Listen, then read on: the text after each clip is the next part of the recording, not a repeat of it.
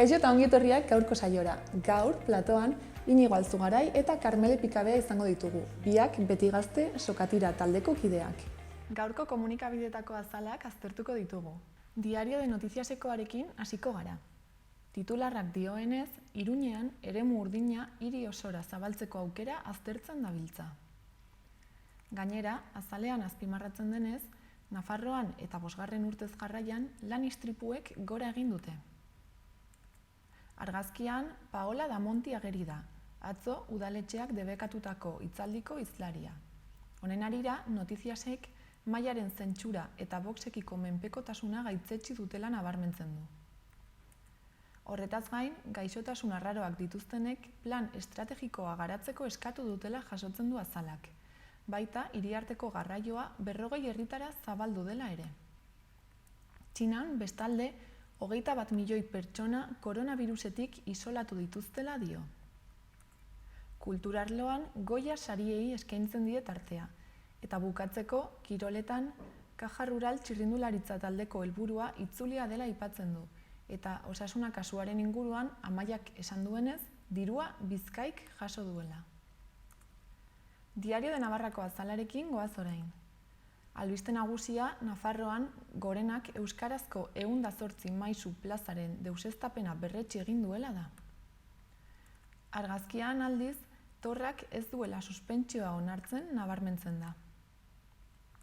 Horretaz gain, Iruñean eremu urdina hiri osora zabaltzeko aukera aztertzen dabiltzala ere jakinarazten du egunkari honek, eta osasuna kasuaren inguruan, Betiseko jokalari hoiek osasunarengandik dirua jaso izana ukatu dutela nabarmentzen du.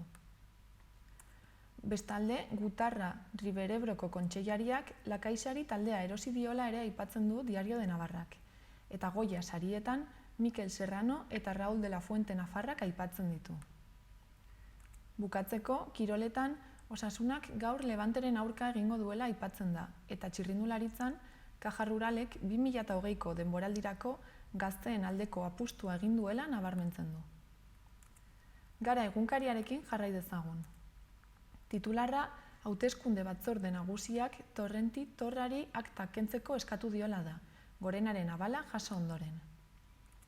Argazkian, lan istripuak salatzeko egindako mobilizazio bat ageri da, eta iaz Hego Euskal Herrian egunero 311 lan ezbehar erregistratu zirela jakinarazten du. Horretaz gain, Euskal Herrian hazkunde demografikoak indartzen jarraitzen duela nabarmentzen du Garak. Mundu mailan, Errusiak nazien izuaren errautsen aurrean bere burua aldarrikatu duela jasotzen du azal honek.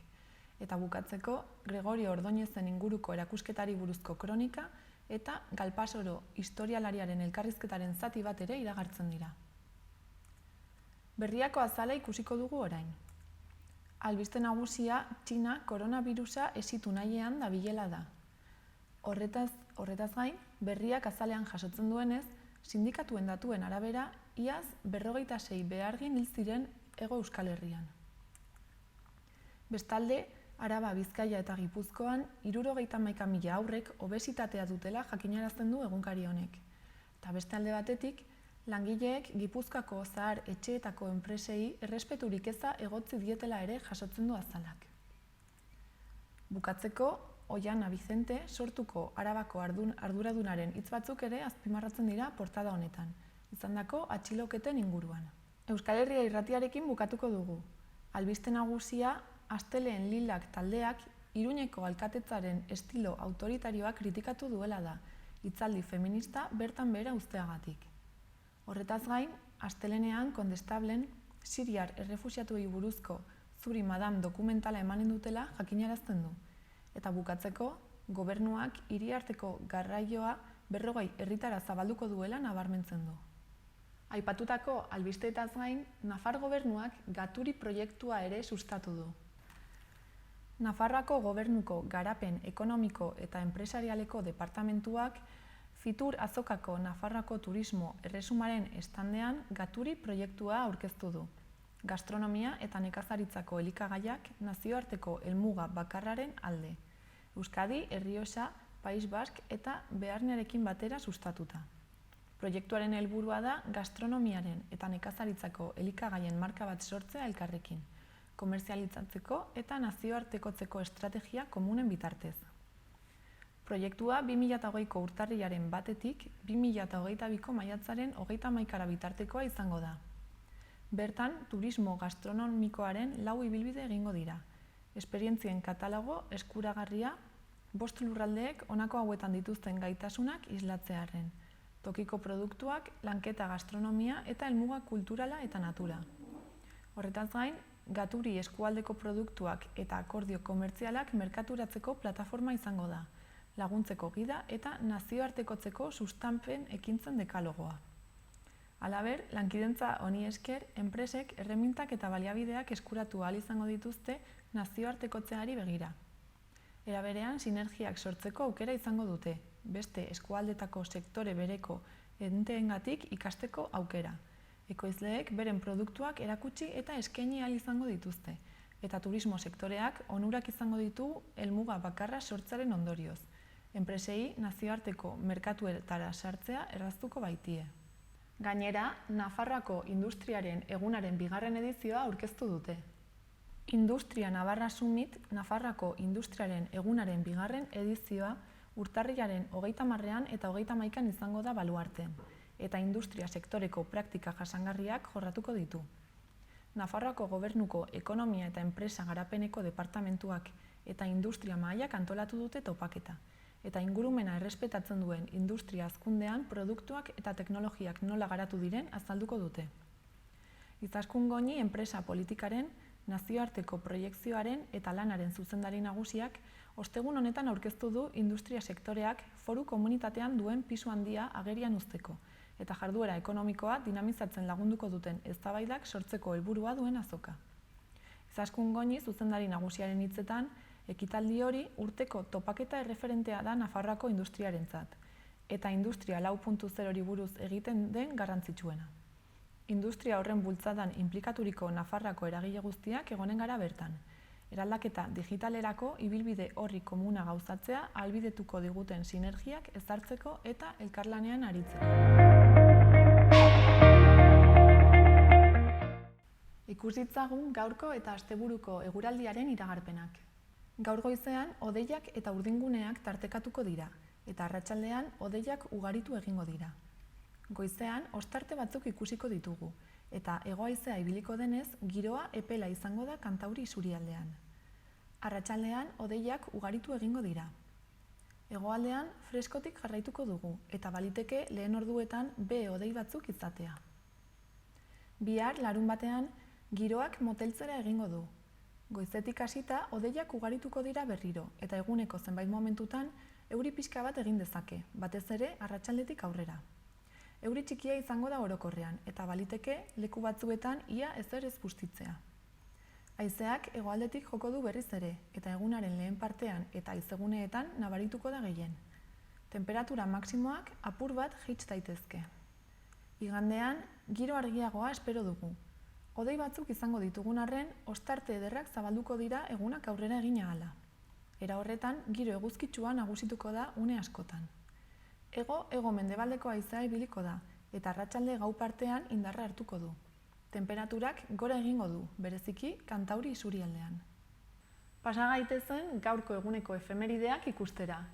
Gaurko egunez, 1953an Sharon Tate estatubatuar abeslaria jaio zen.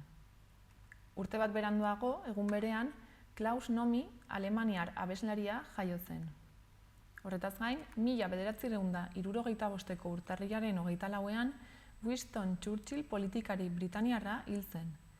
Eta bukatzeko, gaurko egunez 1984ean lehenengo Apple Macintosh ordenagailua atera zen merkatura.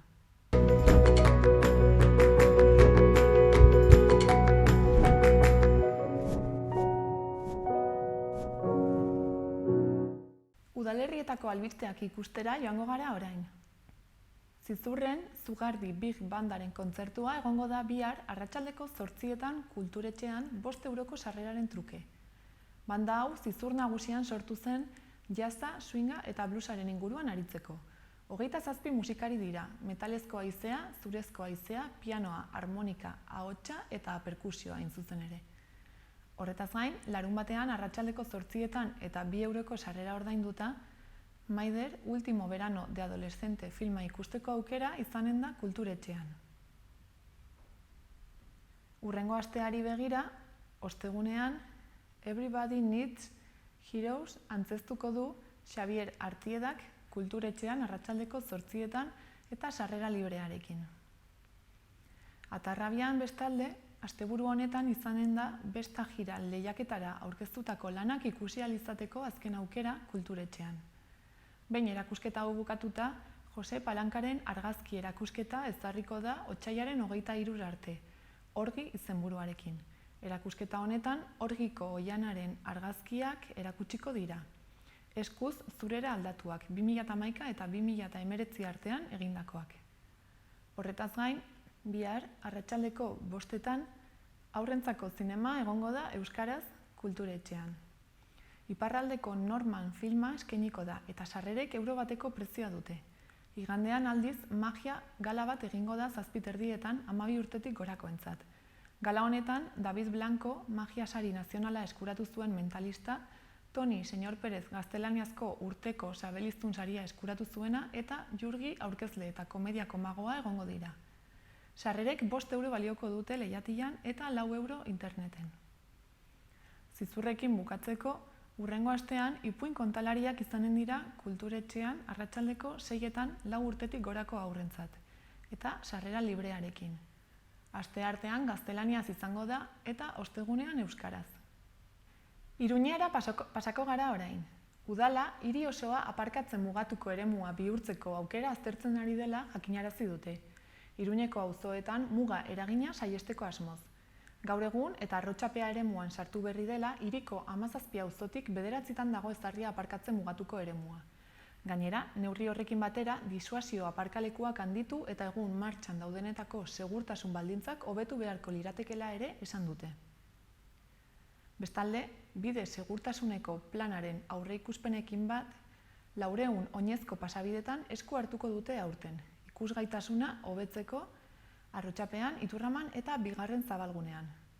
Proposamen hori ez gain, bide segurtasuneko plan berriak 100 neurri jasotzen ditu Iruñeko kaleetan istripuak murriztera bideraturik. Heziketarako, informazioa emateko, antolakuntzarako eta zirkulazioa kontrolatzeko jarduketak dira.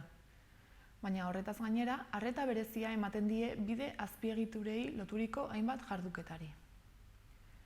Bukatzeko, Alfredo Sada elkarteak estilo erromanikoari buruzko hausnarketa proposatzen du kondestablen urtero egiten duen erakusketan. Oraingoan, bere artistek sinatutako 30 lan inguru ikusgai dituela. Erakusketa martxoaren 1 arte bisitatzen ahalko da lehenengo aretoan. Aurten, elkarteak proposatzen duen gaia, Erdi Aroko 10. eta 12. mendean bitarteko arte estilo honetarako hurbilpena da oliopinturaz, akrilikoz, pigmentuz edo grafitoz egindako lanez, non Nafarroako eta beste toki batzuetako arte adierazpenak, elizak, atariak, eskulturak eta pinturak erakusten baitiren.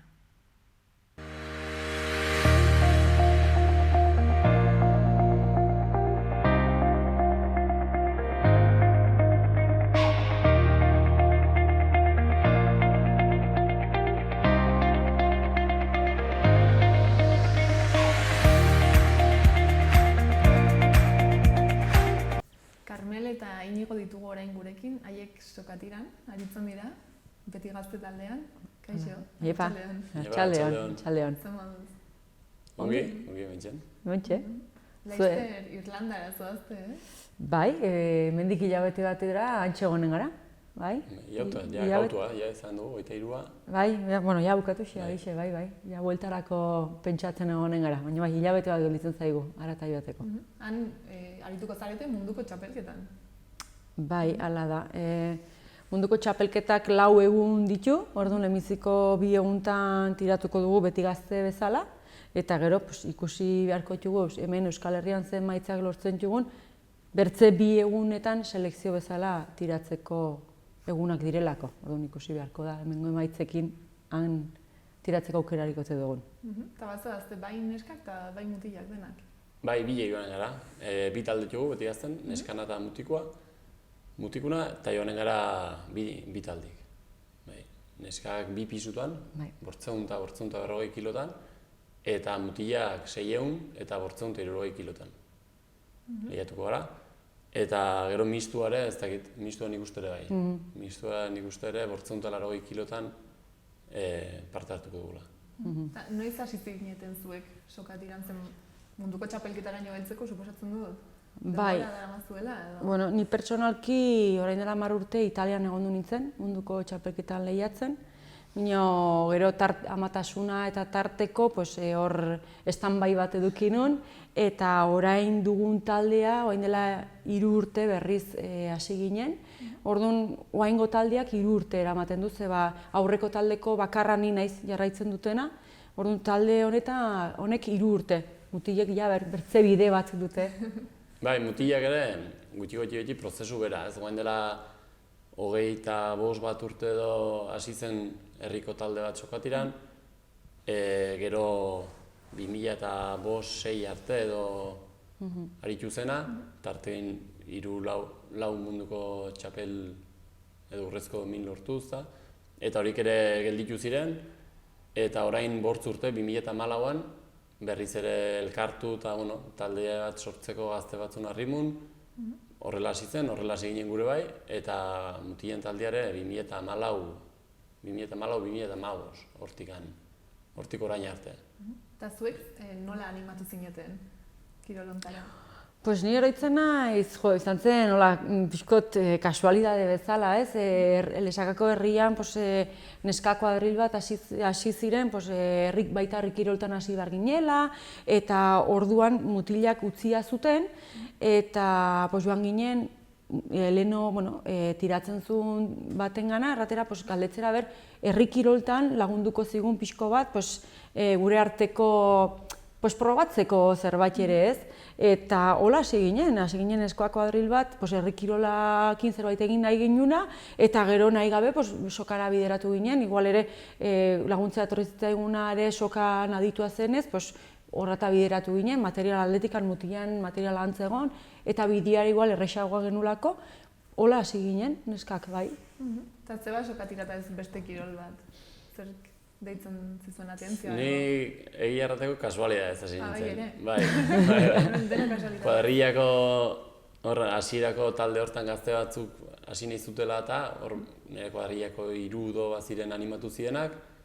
Eta hasi ziren, nik ez nien bazterretik begitzen un pixko bat, eta egun baten lasterritera jo martzirela eta oiken harrimun, nire bai lasterritera. Eta horretikan entrenamentua bat zutela, ura ikustera iban, probatu eta hola hasi nintzen. Orduan, zer deitzen dian, gero ja behin hortan hasita talde kirola dela. Orduan, beti talde giroa dago, giroa gitzona dugu gainera. Eta, ez da zu bakarrikan egiten duzun gauza bat, talde kirolak batzuk bere gauzonak, bere gauz ezain honak igual, zuk egiten ez duzuna taldiri... Bai, taldeari tokatuko zain. Bai, taldik eragiten dio taldiri, orduan, mino gehien bat talde kirola delako, bai. Hori da niri sokatiratik gehien gustatzen zitena. Eta sokatiran aritzeko zerbait behar da, kualitate fisikoren bat edo...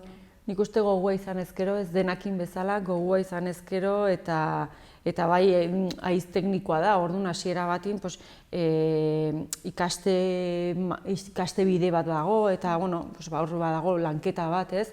Mino berezitasunik printzipioz ez da behar, gogoa izan ezkero hasitzea. Konstantzia, bai. Konstantzia izan bertzen pixko bat. Behar duzu, bai, aste batez ez baldin mazara baten nabaritzen da, errendimenduan eta nabaritzen da, bai, nabaritzen da segituan, bai. Bai. Eta hori, modalitate desberdinak badaude? Bai, 2 modalitate badire, lur gainin eta goma gainin. Gu beti gazte, beti goma gainin haitu da, gure hortan haitzen gara, materiala eta ere horretako dugu, batu gomak eta gauzak, eta bertzia lur gainekoa da, hori Bizkaian eta gehien bat, Areso ere hemen Nafarroan aritu zen, mino gu beti gazte bezala, idakitela beti goma nahitu da, eta modalidadik hoi biek. Eta zergatik goma modalitatean ezbestean? Ez dakit, nik uste erentzi zeldu zaigula, ez? Lesakan beti goma gainekoa eginda eta Pues ez dakit, inoiz planteatu garen lur gaineko hori, ez dakit, erentzi bezala, ez? Hola egin izan du da eta hola egiten segitzen dugu. Igual etorkizun batin auskalo, zein horrek ez daki, ez nunak autuko dugun, baina. Beraz, lesakan alako ohitura izan da, aurrak ere animatzen dira sokatiran probatzera edo aritzera. Bai, ez dut futbola da gehien... Bai, futbola eta pilota, ez? Futbola eta pilota da gehien praktikatzen den kirola. Orduan, sokatira saiatu ginen, iaz, aurten ere igual egin dugu saiakera bat, herri kiroltan naizko eskor biltzen edo txingakin, bertze kiroltan animatzen eta horren bide bat egiten gero sokatirara bideratzeko ideakin. Bino, bueno, ez aurten gehien bat, momentu menpin ikusten dena futbola, kirola eta futbola, pilota eta hori dire kirola. Eta ere zuen txapelketak edo zuek lehiatzen duzuenean ikustera jendea hurbiltzen da? Egia da, lesakan, ez herria karrera gitzona egiten ari gaitu azken aldi honetan, ez? Eta han lehiatzen garen aldiro frontoia herriko jendiakin betetzen da, eta bai, egia da gero bertze herritara eta mugitzen bazara, hori, taldeak mugitzen gara eta gure ingurukoak eta ez digu herriak jarraitzen kanpora, ez? Baina herriin bai baitzen da goxotasuna eta frontoia betia eta hori egiarran eskertzeko eta hitz politia izaten da, bai. Eta orain munduko txapelketara joango zaretela, nabaritzen da oraindik gehiago hau? Bai, aditzen da, beti galdetzi dut edo aizate entrenatzen aizate, edo noiz jo martzate, edo bai, beti badire komentariok baina Euskadiko txapelketak ere 8 gasten dienikan betire jendi interesatzen da, zein duzue, edo txapeleman lortuzkero zoriontzera tortzen da, edo bai, nabaitzen da jendik segimentu pixko diken dula gai. Eta ari zarete entrenamendu bereziren bat, edo? Guk egiten duguna da, hastian bitan egiten dugu soka. Elkartzen gara neska eta mutilak eta denak elkarrekin entrenatzen dugu. Eta gero gainekoa lanketa fisiko hori egiten dugu bakotxak bere gisa. Batzuk gimnasioari baten dire, bertze batzuk baituzte bertze kirol batzuk gustatzen zaizkiena laguntzen dutenak komplementatzen hau, ez? Batzuk bizikletakin edo eskalatzen, edo bakotxak gero bere bidea hartzen du. 2 egun elkartzen gara denak, eta gero oiez kanpo, bakotxak alduna edo gustatzen zaiona edo, bai. Hala ere, astean, ez dakit zenbat egun edo bakoitzak... Bakotxak aldun bezala, bai. Baire batzuk eta igual denboraldi batzuk ere hilabete batez libre zaude, bertzitan baduzu denbora gutxiko, orduan 2 egun kuerda, eta gero bertze egun pare bat, laster pixkotikera edo bizikleta edo gimnasiora. Bai. Kuerdaz gain, bertze egun pare bat hola azkenin. Saiatzen gara. Orduan ez zaretelari egiten zerbait berezia konkretuki pentsatzen munduko txapelketan, entrenamendu aldetik? Nik uste berezia egiten duguna da denak elkarrekin soka egite hori, ez? Gero gainekoa librea da, minio sokako hori bai saiatzen gara errespetatzen, azkenin denak elkartzea eta talde lan bat da, eta denak elkarrekin tiratze horrek ere talde bezala koordinazioak eta lanketa bat egiteko errexagoa delako. Orduan, bai dugu gure arteko arau bezala, 2 egun horietan soka egin behar da. Gero gainekoa, bakotxa moldatzen da bere modura, ez? Gero, bereizia hori bai eskatzen dugu, bai. Eta zenbat pertsona zoazte Berlandara? 26 lagun gara. 11 neska, 15 mutiko. Bai. Gero badugu apoio familiarrare bai, Gero bai, tiradore gizan 26. Gero badire jendia ikustera joanen dena. Bai, ikustera etortzen zaigu herritik jendia, bai. Eta zer suposatuko luke hori irabazteak? Hemen Euskal Herrian irabaztea, guretzako neskak momentuz lauko txapelketa irabazi dugu Euskal Herrikoa, baina 8koak igual piso handixigoa du, eta hori oainik ez dugu lortu, bidetan hortxe gaude. Orduan, lehenengo izango da talde bezala Euskal Herrian emaitza onak lortzia hori izango da izugarria. Eta mundukoetan, ez dakit, oainik ezin dut imaginatu ze izaten alden irabaztea, ez dakit, urruti gelditzen zait. Pentsamentu hori, bai. Baina ez duzu imaginatu edo momentu hori? Eske momentuz Euskal Herriko, igual zentratua gaude hemen, ez? Euskal Herriko honetan, eta hemen itxura ona ematen ari gara, maila ere ona ematen ari gara. Orduan, lehenengo hemengoak lortzen jugun, eta gero hasiko gara mundukoetan pentsatzen. Zaila izaten da, zaila da, baina bueno. Ikusi egin dugu, ez? Lehenago erran dizutena, lehenago jokatuzun ekipoarek lortuzun, eta ikusi egin dugu ze harrerak eta ze gauzak herriin ze ziskanbiak sortzen den, eta polita izan da.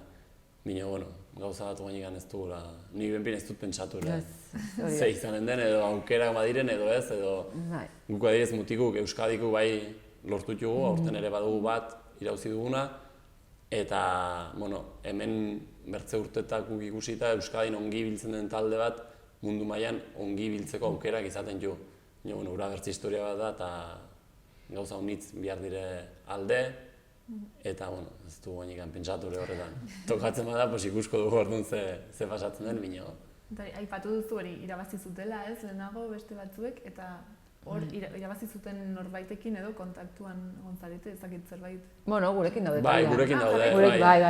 Badire 5-6 orduan txapeldun sortatu zienak, gurekin titzen dutenak, eta nabari da taldiri ematen duten maila eta esperientzia eta teknikoki eta egiten duten lana, nabaitzen da. Orduan, hori bai. Bai, horik ere bai aditu izan dugu, irauzi genunik, eta kontatzen juztean anekdotak eta historiuk. Eta horkoak suposatzen dut. Bai. Karo, ezautzen dut juzte ere bai aurkariak gutxi beti nor izaten aldiren, nolakoak izaten aldiren, orduan, esperientzi puntu hori ere ematen digute, bai, noski. Nor izan daiteke, orain aipatu duzula hori aurkariak, zein? Guk emakumeetan, Txina Taipei, horik maila honetan ibiltzen diren beti, eta Euskal Herriare bai, Euskal Herriko taldeak ere, gaur egun gaztedi, bizkaitarrak dire beraiek munduko txapeldunak.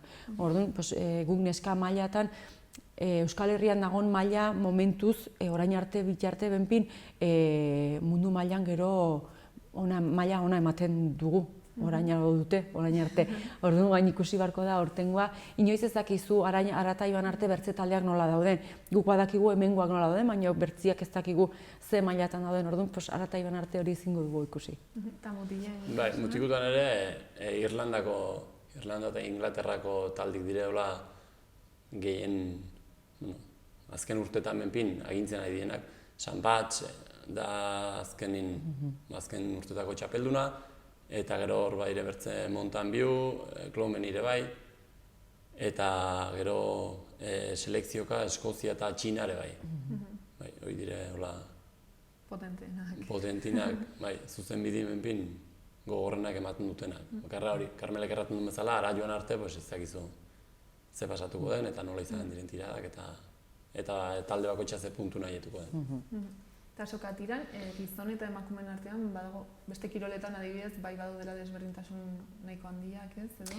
Bai, sokatiran nik uste dut, pisua, azkenin gure kategoriak pisuarekin markatzen dire, orduan, beraien kategoriak guriak baina handigoak izaten dire, azkenin beraiek pisutsuak direlako, eta gero tiradetan, igual tirada luzexikoak izaten atxuzte gizonezkoek, baina, orokorri nahiko pareko txuibiltzen gara, bai. Luzexikoak igual dire beraien tiradak, ez? Intentsiade aldetikan, ez dakit, mutilan tirada bat edo neskan tirada bat, izatalda igual, presio gehiago edo kuerdak eraunten duen azkenin indarra, gizonak indar gehiago du, normalin neskak bino, eta hor igual mino bertzen azaz. Ez dago. Eta mistotan ere tiratzen denik eta azkenin ez da holko. Nik erraden nuke nahiko berdina dela. Eta hontaz gain, egon zarete noizbait ere kanpoan? Ni orain dela 10 urte, Italian egon du nintzen, eta gero zuek... Gu Holandan egon du ginen, 2014an, 2008an, Holandako munduko txapelketan egon du ginen. Eta bidaia hauek egiteko, dirua edo nola lortzen duzu?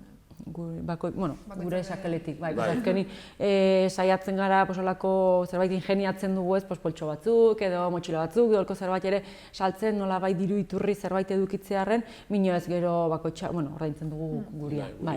Bai, patrozinadore batzu batugu, azkenin materialare bai, zapatilarrak hautxutatzeko eta horre alditik aldirare dirua behar da, orduan, batugu pare bat patrozinadore, baina orokorrean guk ordaintzen dugu, bai. Eta ondan egin duzu ez zerbait, horrela dirua lortzeko dugu?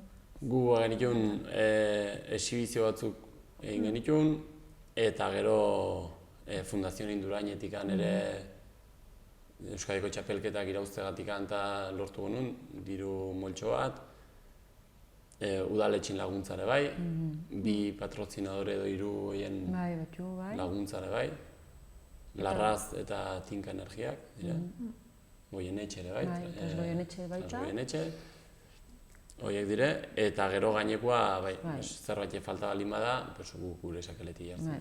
Bueno, behintzat badirudi hori jendea interesatzen da, ez? Bai, hor guk ere lanketa bat egin behar dugu, pixko bat ate batzuk jo, eta familia ingurukotik aber norbait ateitzen den, bai, azkenin mugitu beharra gara hortarako, bai. Beraz, orain guztia prest duzuen?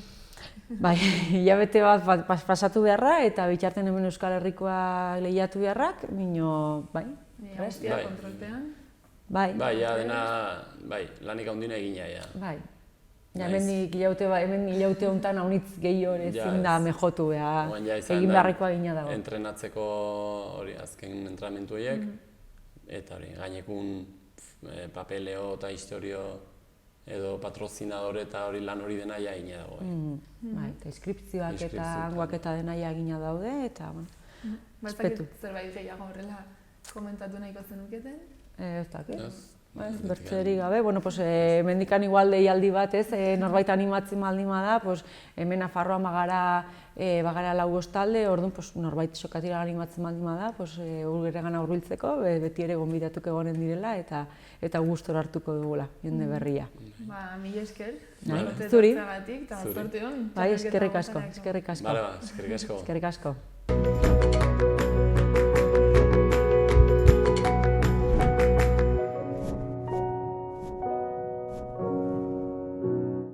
Asteburuko agenda errepasatzen bukatuko dugu saioa.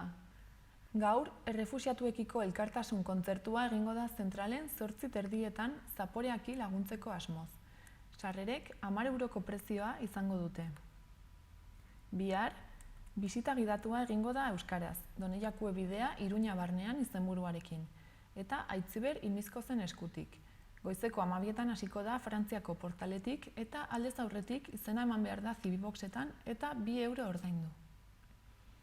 Bihar ere, arratsaldeko 5etan, aurrentzako zinema egongo da Atarrabiako kulturetxean. Iparraldeko Norman filma proiektatuko da eta sarrerak euro bateko prezioa du.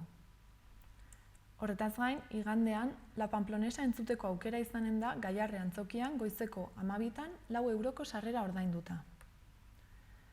Bukatzeko, urtarrila osoan zehar, urtarrilaz ospatzen ari da Sanduzelaiko Zibiboxean jarduera desberdinekin, eta Ziudadelako labean 3 hari hori erakusketa dago ikusgai.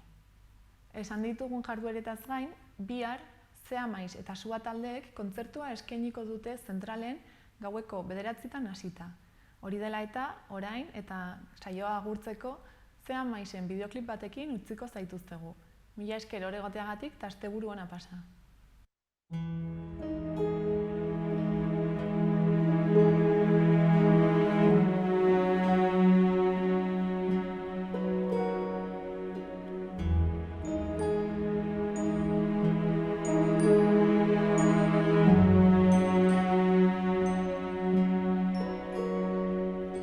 Belar artean, bakardadean, biluzik dantzan.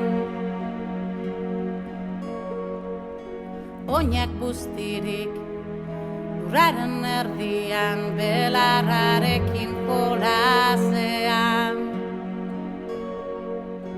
Pentsamenduak joan egin zaizkit egunarekin batera. Iluntasunak hartu egin nau negar malkoak. Gau ilun honen azken arnazketaren azkenengo segunduetan nik ere oiukatu egingo dut munduak azten banau, lur honek askatzen banau, zerbait utzi beharko dut. Bentsat euritanten artean, ilargiak erakusten duen, aurpegiaren aurrean eskatzen diet.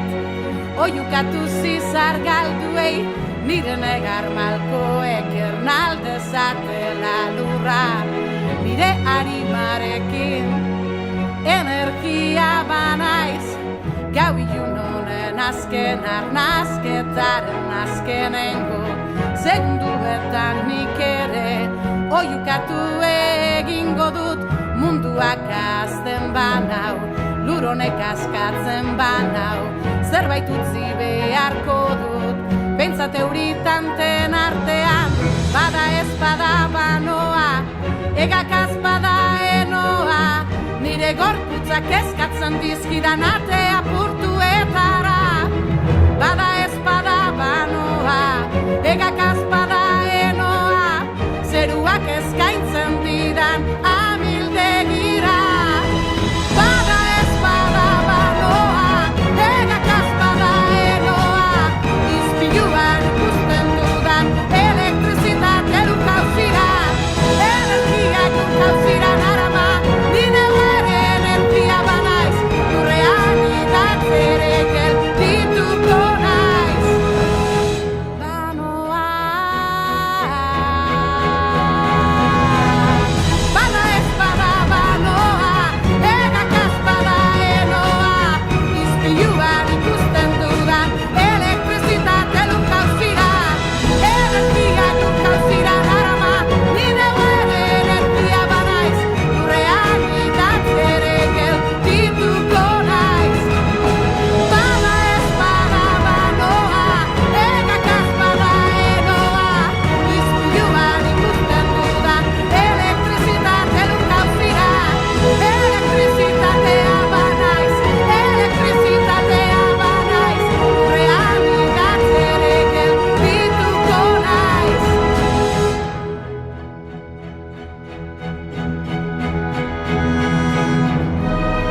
Gau ilun honen azken arnazketaren, azkenengo segunduetan nik ere oiukatu egingo dut, munduak azten banau, lur honek askatzen banau, zerbait utzi beharko dut behintzat euritanten artean, jarriak erakusten duen aurpegiaren aurrean, eskatzen diet oiukatu zizar galduei, nire negar malkoek ernalde zatela lurra, nire arimarekin elektrizitatea banaiz.